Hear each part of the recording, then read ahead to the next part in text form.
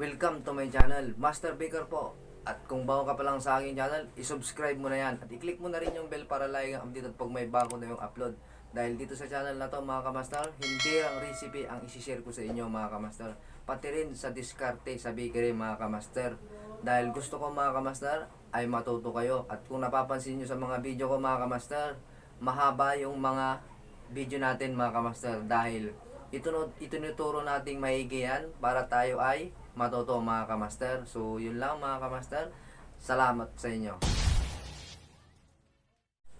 So yun na mga kamaster, so ang gagawin naman natin ngayon ay buns mga kamaster, no? So ito yung mga sangkap natin. 2 kilong harina mga kamaster, first class. Kung wala kayong first class mga kamaster, pwede yung all purpose mga kamaster, pwede yun.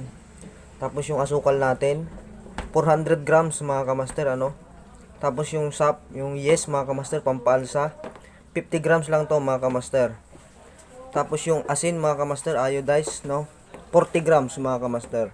Tapos yung tubig natin mga kamaster ay nasa kwan lang to mga kamaster, 900 grams mga kamaster, So maliwanag ba yun mga kamaster?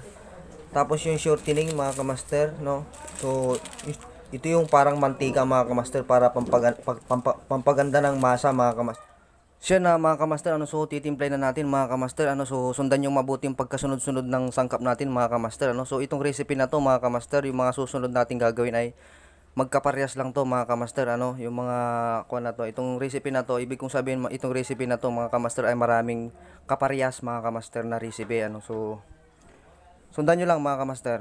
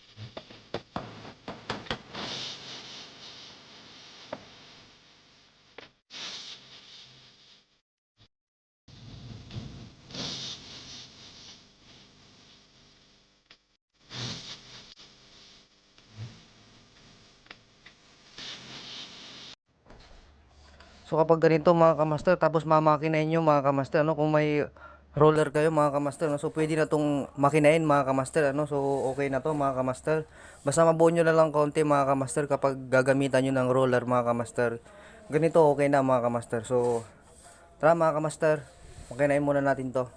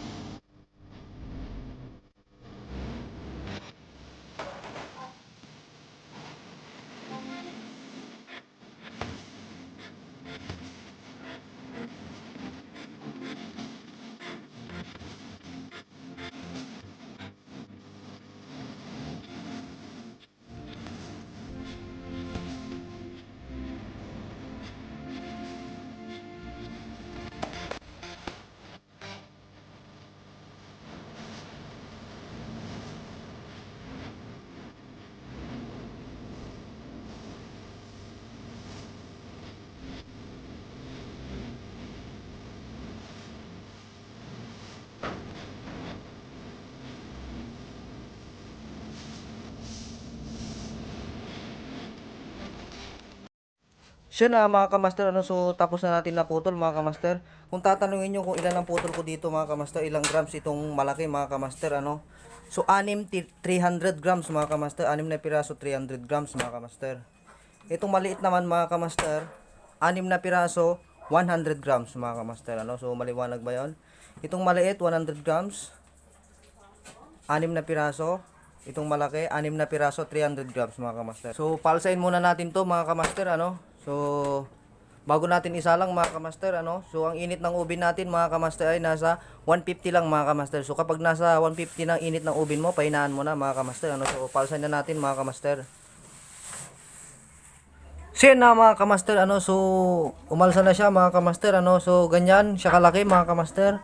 Yan, pwede na nating isalang ito mga kamaster, ano. So kung tatanungin nyo ako kung gaano katagal yung pagpaalsa natin mga kamaster, ano. So yun ang hindi ko masasagot mga kamaster, dahil hindi po tayo pare-pares ng ginagamit ng harina mga kamaster na brands mga kamaster, ano. Mayroon po tayong harinang kahit konting lagyan mo lang ng kuan mga kamaster, pampaalsa, mabilis umalsa mga kamaster, ano. So ganito lang mga kamaster. So salang na natin mga kamaster. Siya na mga kamaster, ano, so sinalang na natin mga kamaster, ano. So ulitin ko yung init ng oven natin mga kamaster, ano. So nasa 150 lang mga kamaster, tapos pahinaan nyo yung apoy niya mga kamaster. Siya na mga kamaster, ano, so lutong-luto na mga kamaster, yan mga kamaster, ano.